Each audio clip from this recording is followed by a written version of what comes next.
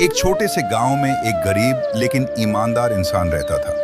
उसका जीवन बहुत साधारण था, लेकिन उसका दिल बहुत बड़ा। एक पेड़ की डाली से लटका हुआ था।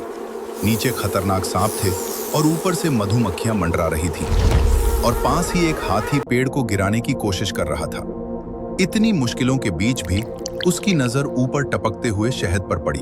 तरफ मुश्किलें होती हैं, लेकिन हम छोटी छोटी खुशियों में उलझ जाते हैं और असली खतरे को नजरअंदाज कर देते हैं। उसे ये नहीं पता था कि जिस डाली को वो पकड़कर लटका हुआ है, उसे दो चूहे धीरे धीरे काट रहे हैं, एक काला और एक सफेद, जो दिन और रात का प्रतीक हैं। नीचे मौत उसका इंतजार कर रही थी। सांप फुफकार रहे थे जैसे किसी भी पल उसे निगल लेंगे, लेकिन फिर भी उसका ध्यान उस खतरे पर नहीं था। वो इंसान उस मीठे शहद में इतना खो गया कि उसे अपनी मौत का भी एहसास नहीं रहा। उसे भगवान सब देख रहे थे। वो हमें बार बार संकेत देते हैं, लेकिन हम अपनी छोटी खुशियों में इतने खो जाते हैं कि उन संकेतों को समझ ही नहीं पाते। अचानक उसे अपनी स्थिति का एहसास हुआ। उसने चारों तरफ देखा। हर तरफ खतरा ही खतरा था।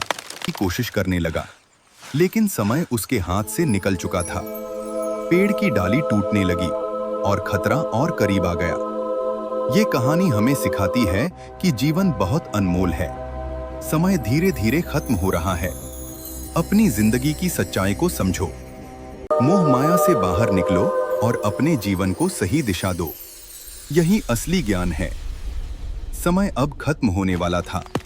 डाली टूटने ही वाली थी और आखिर में हर इंसान को अपने कर्मों का सामना करना ही पड़ता है। इसलिए अभी संभल जाओ। समय रहते सच को पहचानो। यही जीवन की सबसे बड़ी सीख है।